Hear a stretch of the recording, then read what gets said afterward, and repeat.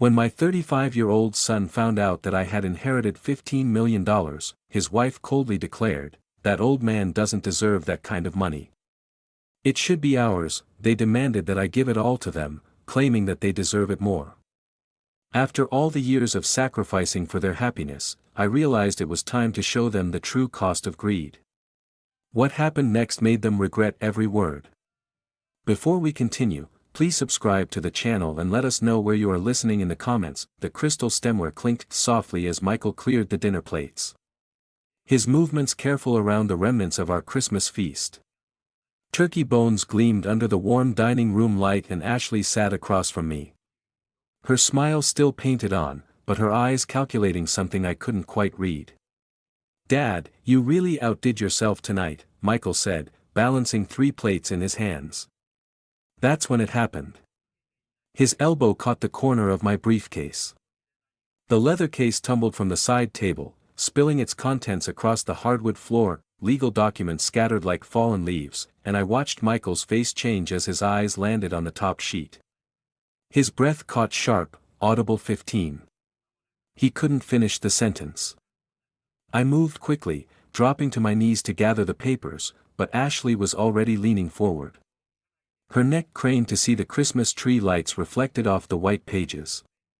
As I tried to collect them, my hands suddenly clumsy. "Dad!" Michael's voice cracked like a teenager's. Did I read that right?"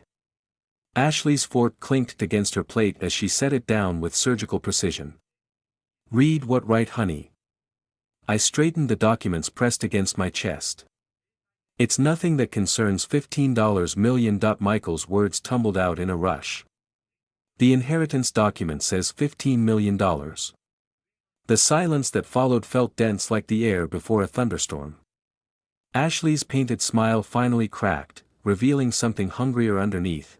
"Your brother," she asked, her voice suddenly gentle, probing, "the one who passed away?" I nodded, settling back into my chair with the papers, now safely in my lap. "Harold died 3 months ago," the estate finally cleared probate. "Last week," Michael sank into his chair as if his legs had given out. $15 million you never mentioned." Ashley's hand found Michael's arm, her fingers drumming against his sleeve. "I mean, we knew your brother was successful, but I folded the papers carefully. Deliberately. Harold built his software company from nothing, sold it 2 years before he died." My voice sounded strange in my own ears, distant. "He never married, no children. I was his only family." Ashley's eyes never left the documents in my hands. That's incredible, Robert. What a blessing for you." The word "you" hung in the air like smoke. Michael was staring at his hands and I could see the wheels turning in his mind. Ashley's grip on his arm tightened her nails, leaving small crescents in his shirt fabric. "Dad," Michael said slowly. "You don't need all that money, I mean at your age." The words hit me like cold water. I looked at my son, my only child, the boy I'd raised alone after Margaret died, and saw a stranger. "What exactly are you suggesting?" I asked. Ashley leaned forward, her voice taking on that honeyed tone she used when she wanted something. "We're family, Robert. Family should support each other, and with little Emma and Jake to think about." She gestured vaguely toward the framed photos of my grandchildren on the mantel. "Their college funds, their future. We could really use some help," Michael added. Weakly, not meeting my eyes, I set the papers on the table between us. My movements deliberate. The money just became available. "I haven't even decided what to do with it yet, but surely you see that sharing would be the right thing." Ashley's mask was slipping, her sweetness becoming strained. "We're young, we have dreams, plans. We could actually do something meaningful with it." The grandfather clock in the hallway chimed 9:00, its deep tones marking time that suddenly felt precious. I looked at my son and his wife really looked at them and something cold settled in my chest. "This is an appropriate dinner conversation," I said. Finally, Ashley's laugh was sharp. "Brittle money is always appropriate conversation when it affects family," Michael nodded, finding his voice again. "Ashley has a point, Dad. We've been struggling while you've been comfortable. Maybe it's time to think about your grandchildren's future. I stood slowly, my joints protesting, the papers crinkled as I gathered them. I think we should finish cleaning up. You're staying the night, aren't you? The guest room upstairs is ready. Ashley and Michael exchanged a look quick, loaded with meaning. I was only beginning to understand. Of course we're staying. Ashley said we have so much more to talk about that I headed toward my bedroom, the documents clutched in my hand, leaving them to finish the dishes behind me. I heard their whispered conversation starting again. Urgent and hungry, the house suddenly felt very small. I lay in my bed, staring at the ceiling as the digital clock cast its green glow across the room.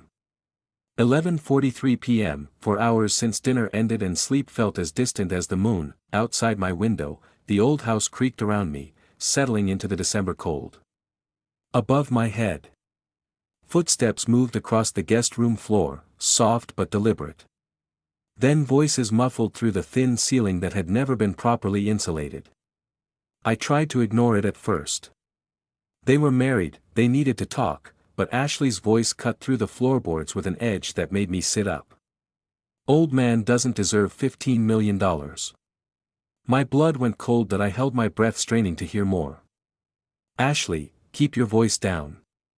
Michael's whisper was barely audible. He's asleep, Michael, and I'm right. He's wasted his whole life being ordinary, working that boring engineering job, living in this tiny house. Her voice dripped with disdain. We're young that we could actually do something with that money. The floorboards creaked as she paced. I pressed my ear to the ceiling, my heart hammering against my ribs. Maybe you're right, Michael said, and those 4 words shattered something inside my chest. He has been pretty selfish with money lately. Remember when we asked for help with the car payments? He acted like we were asking for the world. Selfish. My son called me selfish. I gripped the sheet so hard that my knuckles went white. Exactly. Ashley's voice grew stronger, more confident. We've struggled while he's been sitting comfortable. That inheritance should be shared. We deserve it more than he does. But how do we convince him? Michael asked. You saw how he reacted tonight, leave that to me. Ashley's tone turned, calculating men. His age can be influenced, especially when they're lonely, and if gentle persuasion doesn't work. She paused and I heard her sit down on the bed above me. We have options. What kind of options? Legal ones. Think about it. He's getting older, maybe not thinking as clearly. We could contest his mental state, claim undue influence from Harold. There are precedents. My hands began to shake, not from fear, but from a rage so pure it felt like ice in my veins. I don't know, Ashley. That seems extreme.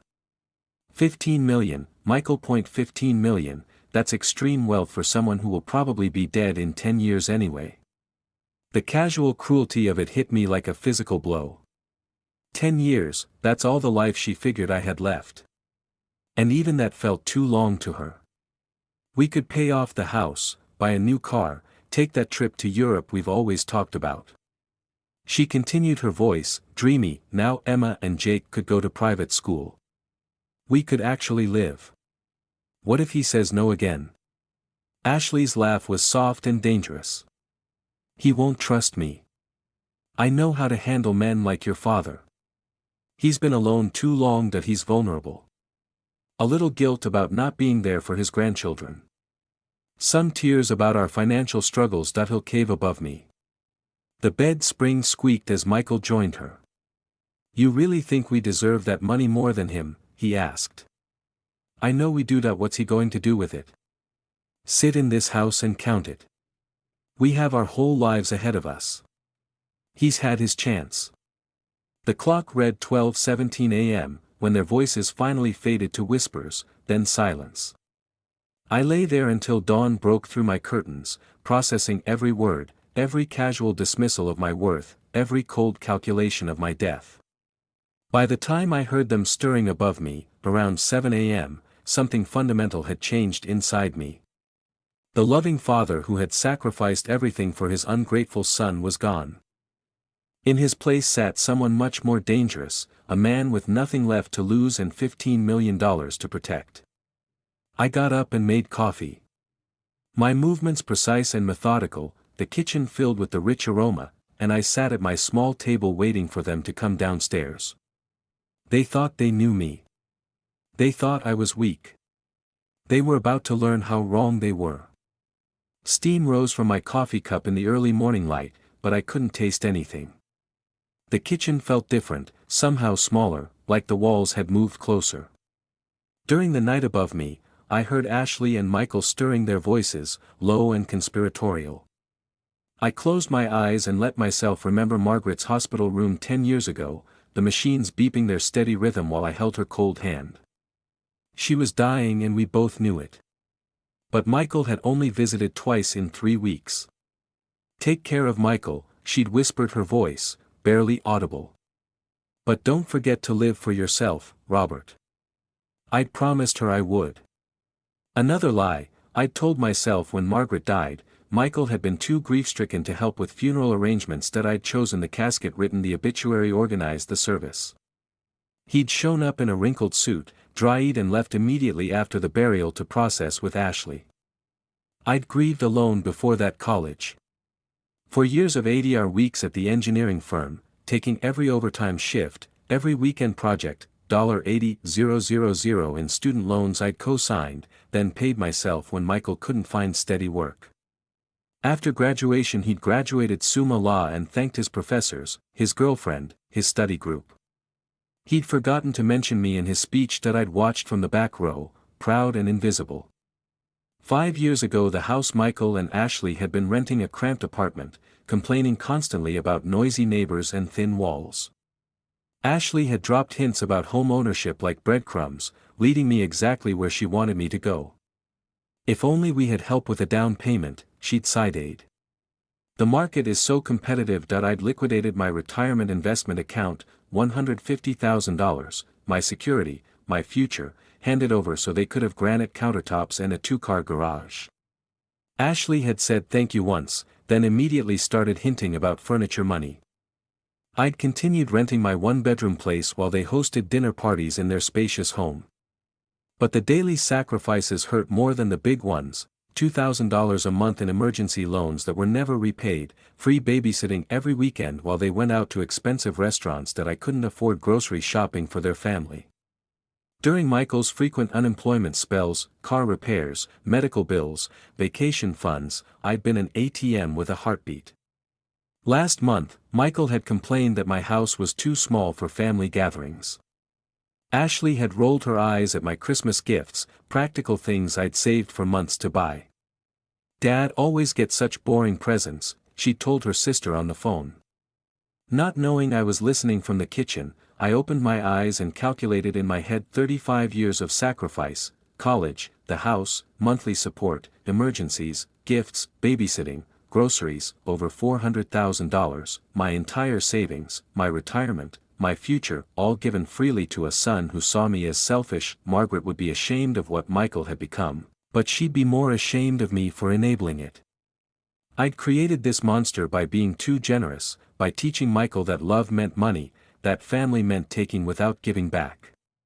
Now they wanted my brother's inheritance too. $15 million they'd never earned, never deserved. The coffee had gone cold in my hands.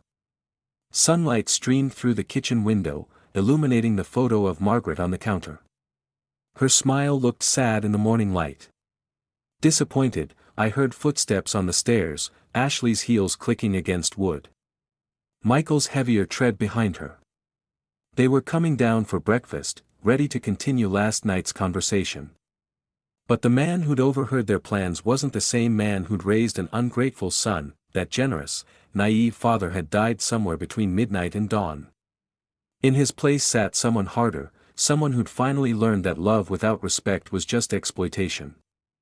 I took a deep breath and prepared to meet my family for what might be the last time. They thought they were coming down to manipulate a lonely old man. They were about to meet someone much more dangerous, a father who'd finally stopped giving. Ashley entered my kitchen like she owned it, her heels clicking against the linoleum with sharp precision.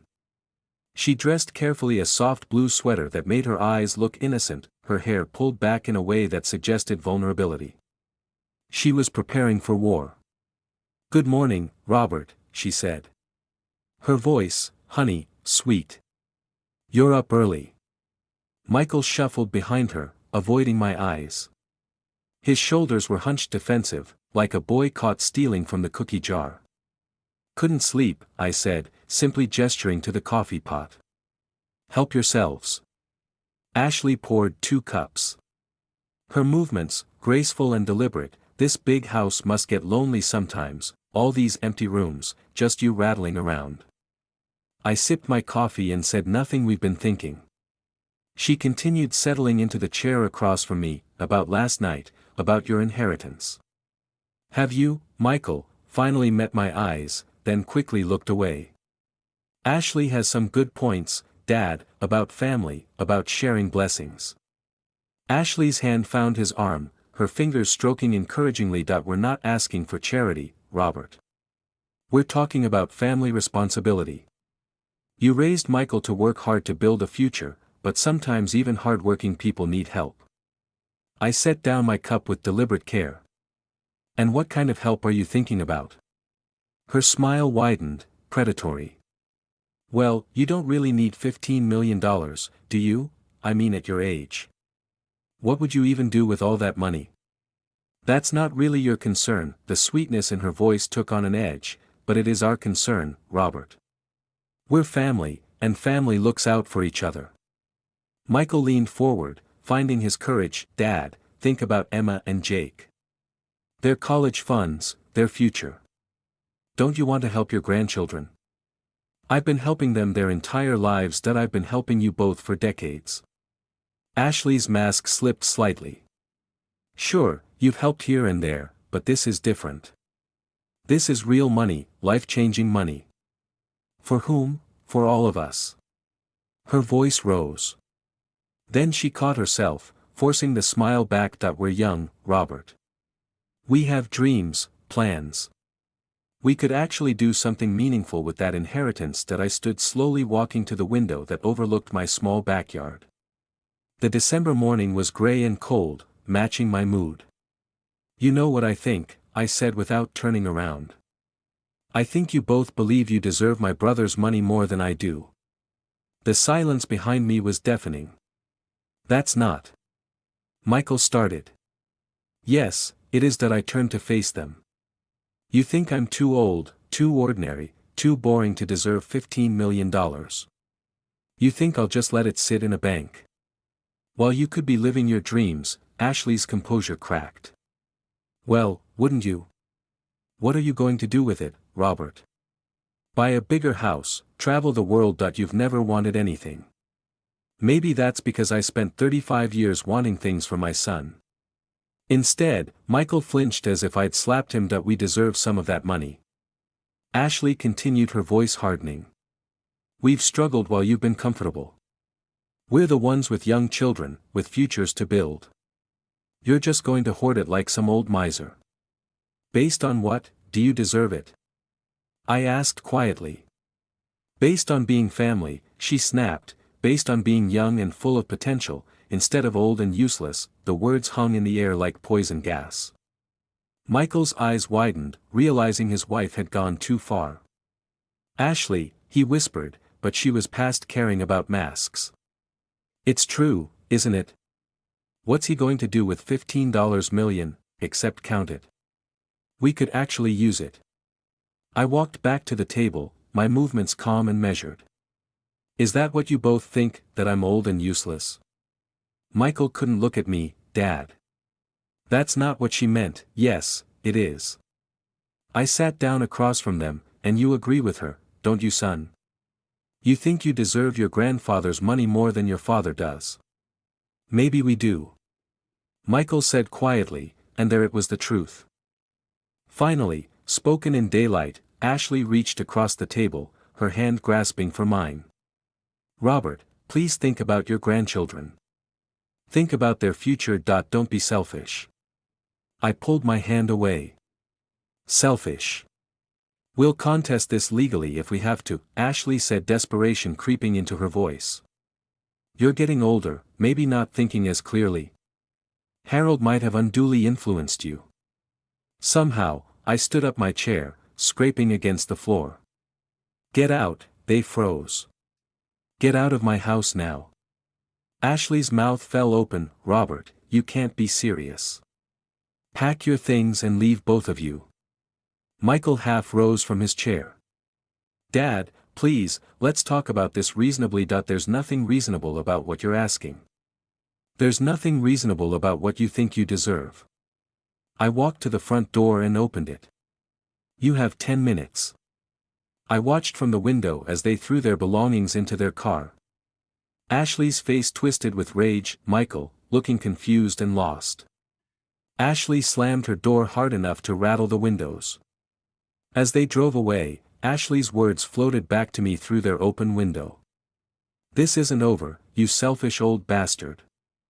I stood in my empty house surrounded by silence and smiled.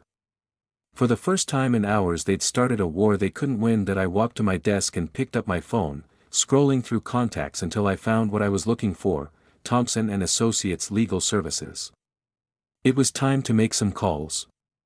3 weeks of blessed silence had lulled me into believing they'd accepted defeat. I sat in my favorite armchair reading the morning paper, with my coffee steaming beside me, when the doorbell shattered my peace.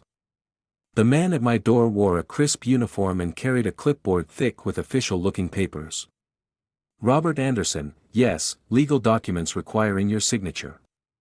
He held out the clipboard with practiced efficiency. Sign here, please.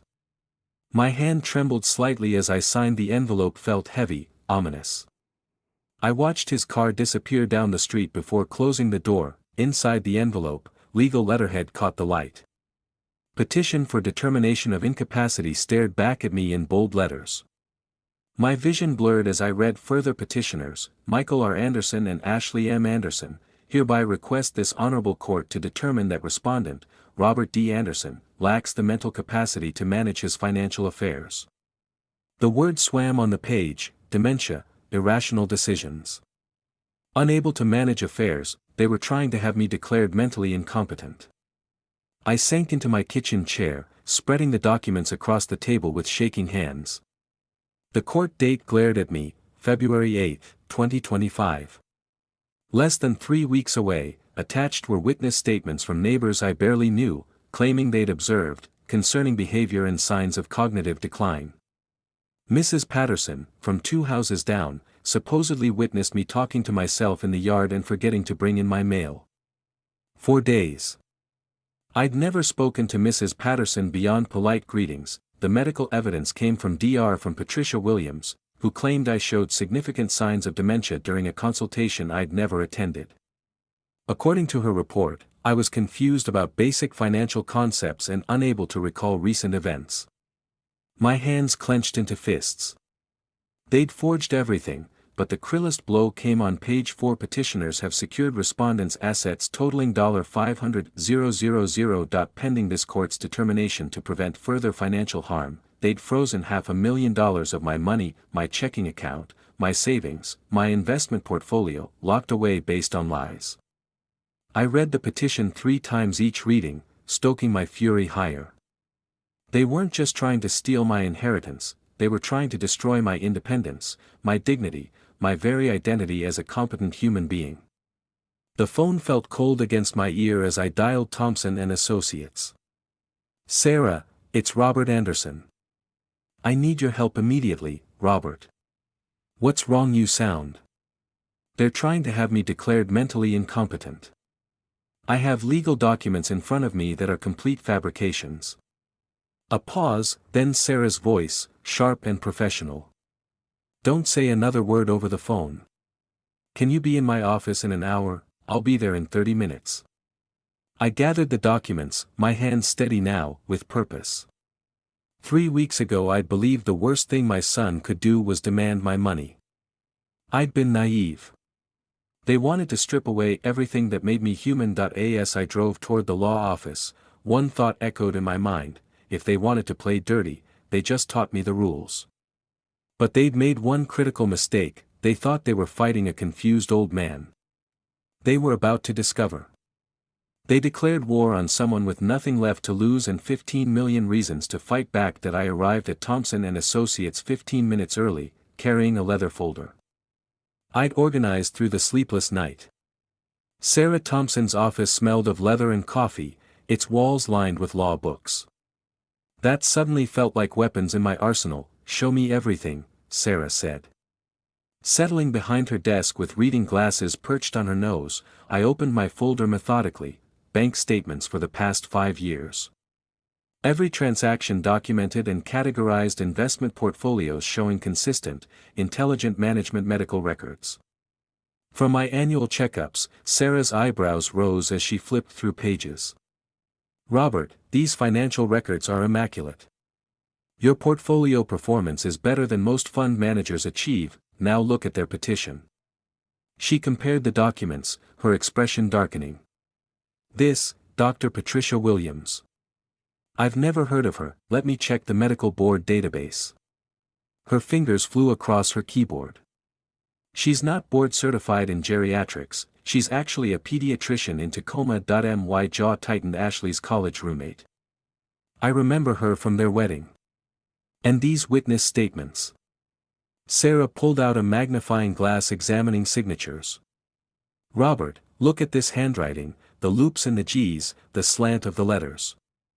These signatures were written by the same person. Ashley always had distinctive handwriting.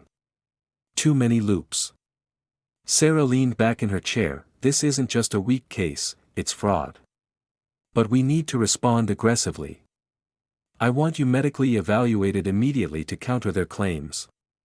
2 hours later, I sat across from Dr. Mitchell Harrison at Spokane Medical Center. He was thorough, professional, with kind eyes that reminded me of my own father. "I'm going to put you through comprehensive cognitive testing," he explained. "Memory, reasoning, problem solving, mathematical abilities, the works." The test felt like mental gymnastics, pattern recognition, word association, mathematical calculations, short and long-term memory assessments. I found myself enjoying the challenge, my engineering mind clicking through problems with precision I hadn't felt in years. "Robert," Dr. Harrison said, reviewing my results, "your cognitive function is not just normal for your age, it's exceptional. Your working memory scores are in the 95th percentile. I'd be happy to testify that you're sharper than most 40-year-olds I evaluate." Back at Sarah's office, she spread my medical results alongside the forged petition. "This is beautiful, Robert. Their case isn't just weak, it's insulting to anyone with legal training." That I pulled out my phone and showed her screenshots I'd taken overnight. I recorded several conversations with Michael and Ashley over the past 2 years. Washington is a one-party consent state. Sarah's eyes lit up. "What kind of conversations?" "Ashley, discussing my money, calling me selfish for not giving them more, Michael agreeing with her, talking about what they do with my inheritance, and the night after Christmas I recorded them through the ceiling, planning this whole scheme. Robert, you've just handed me everything we need to not only dismiss their petition but file criminal charges for fraud and elder abuse." She pulled out a legal pad writing rapidly. "We file a motion to dismiss with prejudice by 5 p.m. today. Tomorrow morning we file a defamation counter-suit and report the fraud to the district attorney's office.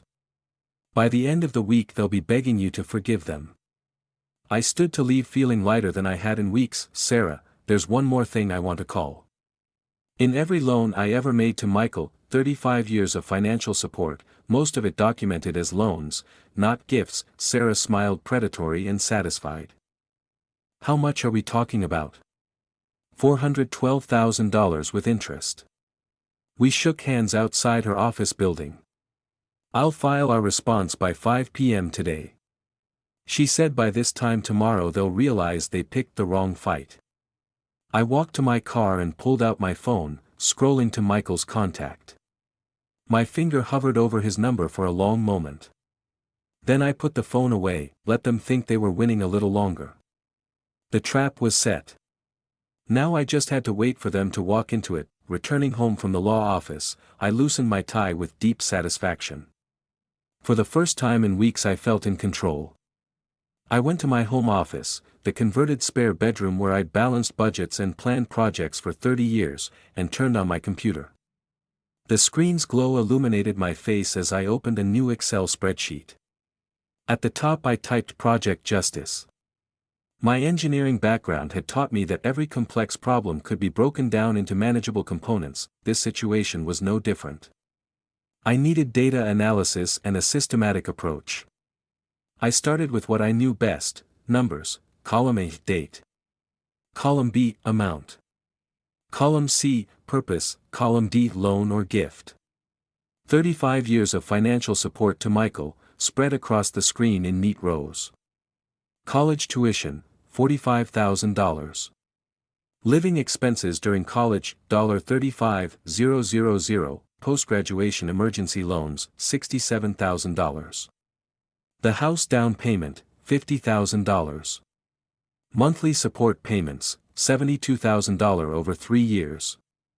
The total made me pause: $412,000. Nearly $500,000 I'd given to a son who now called me selfish. But the patterns were more revealing than the amounts. Every major gift was followed within months by another request. Every time I said yes, their demands grew larger. I'd been feeding an addiction to my money and, like any addiction, it required bigger and bigger fixes. I cross-referenced the dates with my calendar records. During Michael's unemployment period last year, when they'd pleaded poverty, I found evidence he'd been working construction 3 days a week. When Ashley claimed they couldn't afford Emma's school supplies, I discovered she'd posted photos of a weekend spa trip. They hadn't just been lying recently, they'd been lying for years. I opened a second spreadsheet: vulnerability assessment. Ashley's weaknesses were obvious. Her social media presence revealed everything: a desperate need for status and approval. She posted constantly about expensive purchases, exotic vacations, designer clothes. Her entire identity was built on appearing successful to her peer group. Michael's weaknesses ran deeper. He'd never learned to stand up to anyone, especially Ashley. His construction work was seasonal and irregular. Without my financial support, their lifestyle would collapse within months. But their greatest vulnerability was their entitlement. They'd never faced real consequences for their actions. Every mistake I'd cushioned with money, every poor decision I'd enabled with generosity. I pulled out a legal pad and began sketching my strategy in flowchart form the way I'd planned construction projects for decades. Phase 1, Legal Defense, complete. Sarah had destroyed their incompetency petition and prepared counterattacks. Phase 2, Financial Pressure. Ready that I had documentation for $412,000 in legitimate debts they owed me. Phase 3, Social Consequences. Pending. Ashley's social media addiction would become her downfall when her lies were exposed publicly. Phase 4, Economic Reality, execute when ready. Without my support, their artificial lifestyle would crumble. Each phase had measurable objectives and success criteria. This wasn't revenge. It was accountability they'd never experienced. I opened Ashley's Facebook profile and began systematically screenshotting posts. Her timeline told a story of hypocrisy that would shock anyone who believed her current victim narrative. March 2024. Photos from Cabo vacation captioned, "Living our best life," posted the same week. They'd asked me for grocery money. June 2024, Ashley showing off $300 shoes, complaining about people who hoard money instead of enjoying life. September 2024, Michael's new motorcycle in the driveway purchased during his supposed unemployment. I saved everything with timestamps, creating an evidence file that would demolish her credibility. The clock showed 10:30 p.m. When I finally closed my laptop, 3 neat folders sat on my desk. Phase 1, complete. Phase 2, ready. Phase 3, pending. I picked up my phone and scrolled to Michael's number, then set it down without dialing. Not yet. Let them think they were winning a little longer. Margaret used to say I was too soft, too forgiving. She'd be proud of the man I was becoming: methodical, strategic, uncompromising. Tomorrow, Phase 2 would begin. My morning coffee was interrupted by my phone, buzzing like an angry wasp. Text after text flooded in from neighbors and old colleagues. Robert, have you seen Ashley's Facebook post? This can't be true. Can it call me when you get this? I opened Facebook reluctantly, unprepared for what I found. Ashley's post sat at the top of my feed, already shared 47 times in 3 hours. The headline read, "Heartbroken by Family Elder Abuse. Please share." Below it she'd crafted a masterpiece of manipulation, photos of empty kitchen cabinets, overdue utility bills, her children looking sad in worn clothes. The text told a story that bore no resemblance to reality but felt emotionally devastating. My father-in-law inherited $15 million but refuses to help his struggling family. While he hoards his wealth, my children eat cereal for dinner and worry about losing their home. He's turned his back on the grandchildren who love him, choosing money over family. Please pray for us. During this difficult time, 89 comments of support and outrage had already accumulated. How could he be so heartless, those poor babies? Money changes people. Someone should report him to social services. My hands shook as I screenshotted everything documenting the lies with timestamps, but the damage was already spreading through our small community like wildfire. 20 minutes later my phone rang. Margaret Patterson, my neighbor for 15 years. Robert, I don't understand what's happening with your family, Margaret. There's more to this story than what's online. But those photos of the children. They look so thin, so sad. I closed my eyes. Margaret, have you seen Emma and Jake recently at the grocery store, the park? A pause. Well, no, but they're healthy, well-fed children. Ashley's using old photos, probably from when Emma had the flu last winter, but I could hear the doubt in Margaret's voice. The emotional manipulation was working perfectly. At the grocery store that afternoon, conversation stopped when I approached the cashier, who'd always been friendly, avoided eye contact. My neighbor Jim crossed the street rather than acknowledge me. Ashley's narrative was spreading faster than I could counter it. Social media had weaponized gossip, turning my community against me based on carefully crafted lies. That evening I settled in for systematic research. If Ashley wanted to fight with social media, she'd chosen the wrong battlefield. I had 30 years of engineering, problem-solving skills and unlimited time to deconstruct her lies. I opened her profile history, scrolling back through months of posts. The contradictions were staggering. December 15, 2024. Just booked our Christmas ski trip. Can't wait for family fun. Posted 5 days before she demanded my inheritance to feed the children. November 28, 2024, Ashley showing off her new designer handbag collection, worth easily $2,000. Posted during their supposed financial crisis. October 10, 2024, Michael's hunting photos with expensive new equipment, caption "New gear for the season," posted while they were behind on mortgage payments. I cross-referenced her posts with their requests for money, creating a timeline that exposed her hypocrisy. Every claim of poverty was contradicted by evidence of extravagant spending.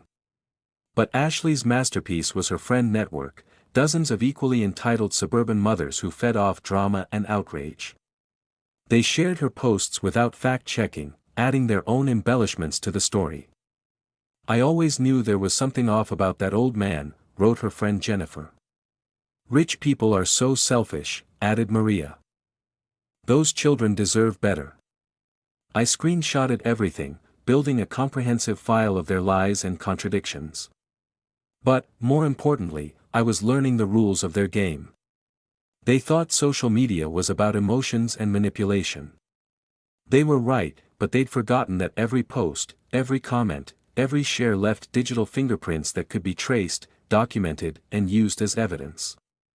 By 11 p.m. I had 47 screenshots of contradictory posts, 23 examples of financial hypocrisy and 15 instances of outright lies about their circumstances. My phone showed 23 missed calls from community members, some concerned, others accusatory, but I didn't respond. Not yet. I opened my laptop and began typing to my friends and neighbors. Then I stopped, deleting the words. Tomorrow would be soon enough. Let Ashley dig herself deeper first. Every lie she told, every exaggeration she shared, every manipulation she posted was ammunition for my eventual response. She thought she was winning the war for public opinion. What she didn't realize was that she was creating the evidence that would destroy her credibility completely. The trap was almost ready. I just needed her to walk a little deeper into it. The community center buzzed with unusual energy as I arrived for our monthly neighborhood association meeting. Ashley had requested this gathering focus on elder abuse awareness, her final trap, she believed. But I'd also requested 15 minutes to address recent misunderstandings. My manila folder labeled Financial History 1995 to 2025 felt substantial in my hands. Ashley had transformed the front of the room into a dramatic presentation space. Poster boards displayed blown-up photos of empty cabinets, overdue bills and sad-looking children. Her props told a story that would move any sympathetic heart. "Thank you all for coming," she began, her voice trembling with practiced emotion. "I never thought I'd have to expose family business publicly, but when children are suffering," 30-plus neighbors filled the folding chairs, their faces already softening with sympathy. Ashley knew her audience well. She gestured to her displays. "These photos show the reality of financial elder abuse. While my father-in-law hoards $15 million, our children eat cereal for dinner. Our electricity was nearly shut off. Last week, murmurs of outrage rippled through the crowd. How terrible, those poor babies, something should be done." I sat quietly in the back row taking notes, waiting my turn. "I have documentation proving everything." Ashley continued, holding up official-looking papers, bank statements showing his excessive wealth while we struggle for basic necessities, medical records proving his declining mental state. Witness statements from concerned neighbors. The performance was masterful. By the time she finished, half the room was ready to call social services on my behalf. Mr. Anderson," said Margaret Patterson, the meeting chair, "Ashley has requested we address this serious situation.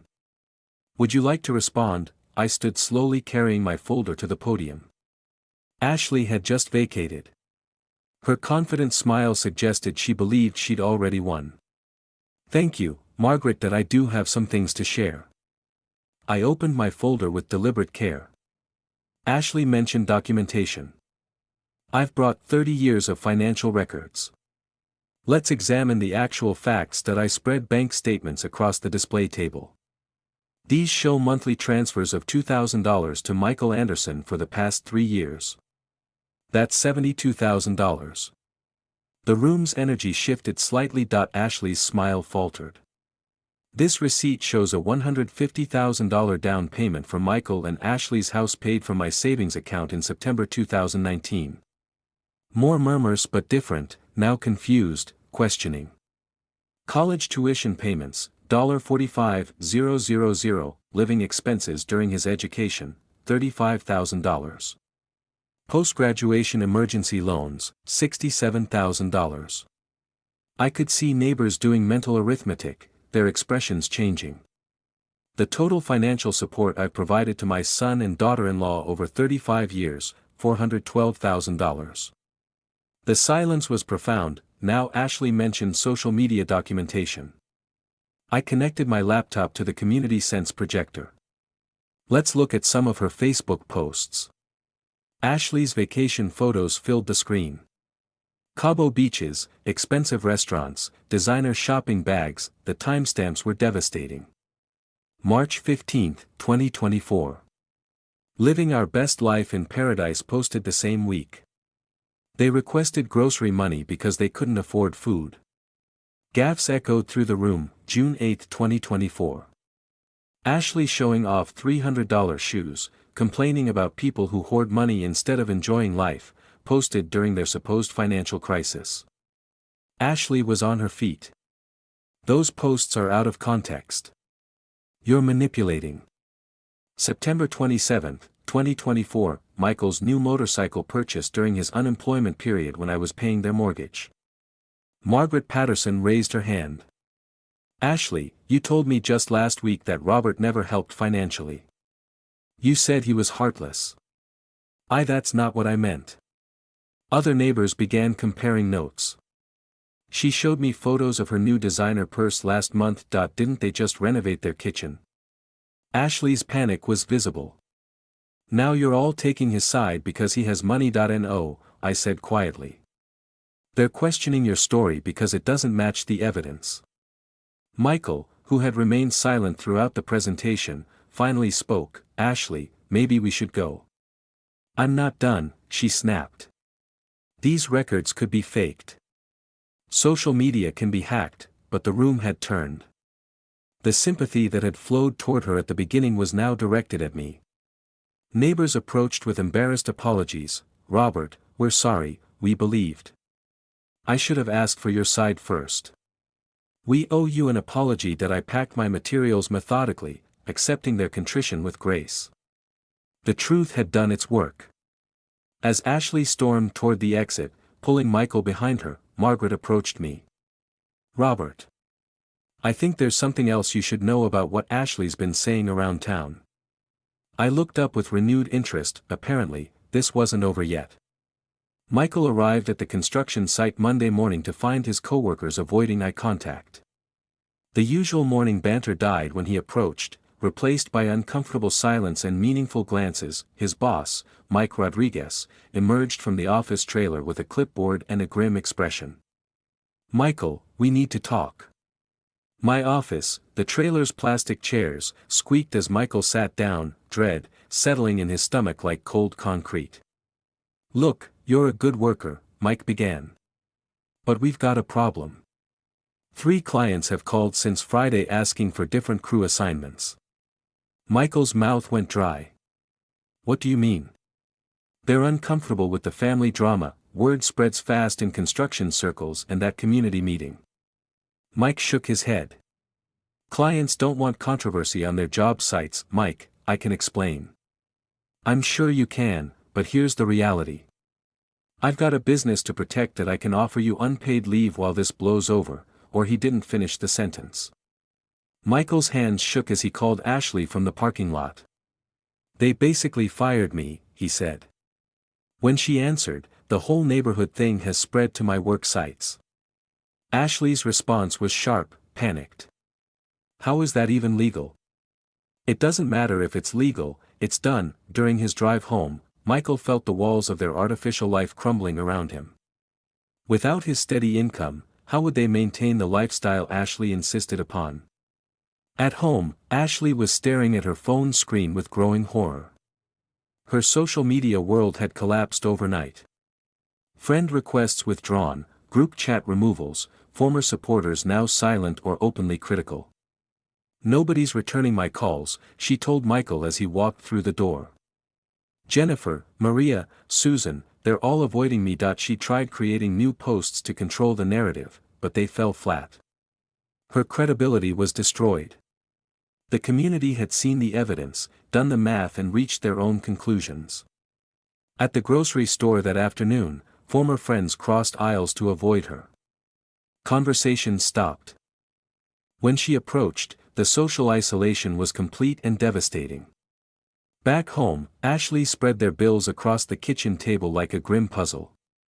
Without Michael's income, the numbers didn't work. Credit card statements revealed their complete dependence on Robert's financial support, money that would never come again. We can't survive without his help, she admitted, the words, bitter in her mouth.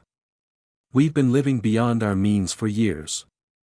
Michael stared at the evidence of their financial irresponsibility. Car payments, credit cards, the mortgage, all calculated based on Robert's consistent support. Without it, they faced disaster within months. By evening, desperation drove them to Robert's door. Their knock was tentative, uncertain. When Robert opened the door, his expression was measured, unsurprised. We need to talk, Ashley said, attempting her old manipulation tactics. I think we may have misunderstood some things. Robert stepped aside to let them enter, but his body language remained distant. Maybe we can work this out, Dad, Michael added weakly. Find some middle ground. They sat in Robert's living room like supplicants before a judge. Ashley tried tears, guilt, family obligations. Michael attempted father-son bonding and shared memories. Robert listened patiently, then responded with devastating calm. Ashley, you called me mentally incompetent. You tried to have me declared incapable of managing my own affairs. You lied to our entire community about my character, but we could drop all that legal stuff. Ashley interrupted. We just need some help getting back on our feet that I helped for 35 years. You responded by calling me selfish and senile. Michael leaned forward desperately. Dad, please, we're family. Robert's laugh was cold. Family doesn't forge documents, family doesn't try to steal inheritances. Family doesn't humiliate each other publicly. Ashley's composure finally cracked. We'll lose everything. You should have thought of that before you decided I was too old and useless to deserve my own money. Their protests grew more frantic, their promises more desperate, but Robert remained unmoved. Finally he stood. The time for working things out has passed. You made your choice at Christmas. As they reached their car, Ashley turned back one last time. This isn't over, Robert. We know where that money came from. We know what you're really like.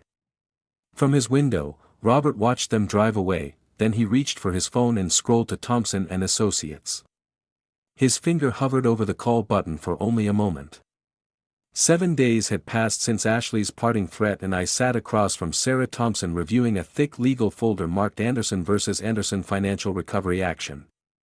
Robert, this is the most comprehensively documented debt recovery case I've ever seen, Sarah said, spreading financial records across her conference table. 30 years of meticulous record-keeping. I'd spent the week compiling everything, every loan agreement, every promissory note, every witness signature. My engineering background had served me well. I documented their financial dependence with scientific precision. The legal basis is rock solid. Sarah continued. These weren't gifts, they were structured loans with clear repayment terms. Your son signed acknowledgments for every major transfer. The numbers were staggering: principal amount, $280,000 in documented loans over 15 years. Interest at standard personal loan rates, $147,000. Total debt, $427,000. They challenged your mental competency, Sarah said, organizing the papers. Now they face the consequences of that decision. No judge will call this harassment. After what they attempted, I nodded, feeling the satisfaction of a well-executed plan. They wanted my money. Now they can pay for what they've already received. The legal documents were prepared with ruthless efficiency: demand for immediate payment in bold letters, asset attachment orders for their house and vehicles, 30-day ultimatum before forced bankruptcy proceedings. The process server will deliver these by 2 p.m., Sarah said. By tonight they'll understand their position completely. At their home, Ashley was sorting through more unpaid bills. When the doorbell rang, the uniformed man's clipboard looked ominously familiar. Ashley Anderson, legal documents requiring your signature. Her hands trembled as she signed, Michael appearing over her shoulder as she opened the envelope, $427,000. Ashley's voice cracked on the amount. Michael grabbed the papers, scanning rapidly through legal terminology he barely understood. Dad kept records of everything, every loan, every payment, every promise to repay. They called 3 different lawyers that afternoon, each consultation confirmed their worst fears. These appear to be legitimate promissory notes, their attorney explained. The documentation is extensive, the interest calculations are standard. Your father has legal standing to collect. Ashley paced their living room frantically. He planned this whole thing. Every dollar he gave us was a trap. No, Michael said quietly. Finally, understanding every dollar was a test. We failed. Their house equity barely covered half the debt, their cars were worth maybe $30,000 combined. Ashley's designer possessions couldn't dent the remaining balance. The bankruptcy lawyer was blunt. You have 30 days to negotiate or face forced liquidation of assets. Your father holds all the leverage. That evening I sat in my study reviewing the completion of my strategic plan. Sarah called with an update. Documents delivered successfully, their lawyer has already reached out asking about negotiation possibilities. I leaned back in my chair thinking of Margaret's final words before she died. Take care of Michael, but don't forget to live for yourself. For 35 years I'd forgotten that second part. I'd enabled their entitlement, funded their ingratitude and accepted their disrespect. No more. My phone rang at 6 p.m.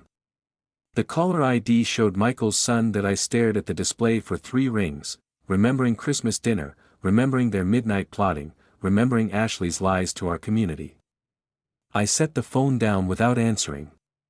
It stopped ringing then immediately started it again.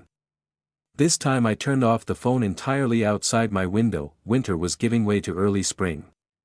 New growth was coming, but some dead wood had to be cleared away. First that they'd called me senile, incompetent, selfish. They'd tried to steal my independence, my dignity, my reputation. Now they were learning the cost of underestimating a man with nothing left to lose and everything to prove. The engineering project was complete. Every calculation had been correct. The first warm day of late winter found me in my garden planting early spring bulbs that wouldn't bloom until next year. Some things I'd learned required patience and proper timing. The sound of car doors slamming shattered the peaceful afternoon. Ashley's aggressive stride across my lawn told me she'd reached the end of her rope. We need to settle this now, she announced, Michael, trailing behind her with a folder clutched to his chest. I continued planting, not looking up. Good afternoon, Ashley. Michael, don't play games with us, Robert, $400,000. You're trying to destroy us. I straightened, slowly brushing soil from my hands. I'm trying to collect debts you've owed for years. Ashley thrust papers at me. Some of these were gifts. You said so yourself. I glanced at their documents, hastily assembled, poorly organized. When did I say that Christmas presents, birthday money, help with groceries were documented as loans with your husband's signature? Would you like to see the original promissory notes? Michael stepped forward, his voice, desperate. Dad, think about Emma and Jake. Your grandchildren will lose their home. I've been thinking about them for years. That's why I documented everything. I met his eyes directly. I planned for the possibility you'd become ungrateful. Ashley's face, contorted with rage. You planned this from the beginning. I planned for accountability. I hoped it would never be necessary. Michael's shoulders sagged. Ashley. We need to stop. This isn't working, don't you dare give up now. She snapped at him, but something had changed in Michael's expression. For the first time in years, he was looking at the situation clearly. Dad, we were wrong, completely wrong, about everything. Ashley whirled on him. Michael, what are you doing? I'm apologizing to my father for 30 years of taking him for granted. Michael's voice broke. I'm recognizing that you've been manipulating both of us. I've been fighting for our family. You've been fighting for money. There's a difference. I watched my son assert himself against his wife for the first time in their marriage. The moment felt both heartbreaking and hopeful. Michael, I'm offering you a choice. I said quietly, accept responsibility for what you owe and work out a payment plan, or face bankruptcy with Ashley. But the free money stops. Today, Ashley's eyes blazed with fury. Choose Michael, him or me. Michael looked between us, his wife of 10 years and the father who'd sacrificed everything for him. The decision took longer than it should have, but when it came it was clear, I choose what's right. Finally, Ashley's scream of rage could probably be heard 3 blocks away. Fine, destroy each other. I won't be your servant, Michael, and I won't watch you grovel to him.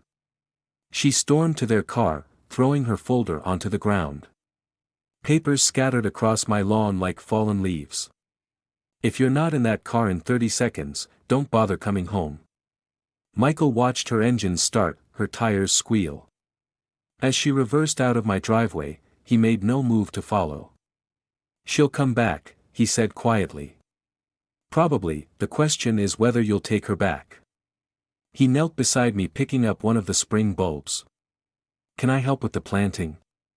I handed him a small shovel. These won't bloom until next spring. Some things take time to grow properly.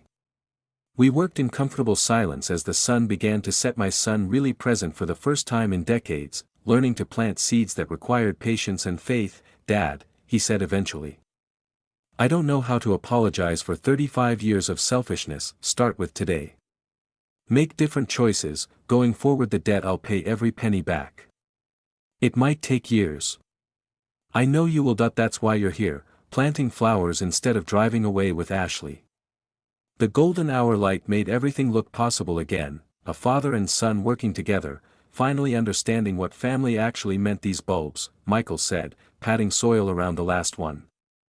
They're really not going to bloom until next year, next spring. The best things are worth waiting for, he nodded, understanding the deeper meaning. Some relationships, like some plants, needed to die back to the roots before they could grow properly again. As darkness settled over my garden, I looked at the neat rows of planted bulbs and felt something I hadn't experienced in years: hope for the future. Real family love required respect, not just obligation. It demanded accountability, not just forgiveness. For the first time in decades, I had both. If you like this story, please like this video, subscribe to the channel and share your impressions of this story in the comments. To listen to the next story, click on the box on the left. Thank you for watching.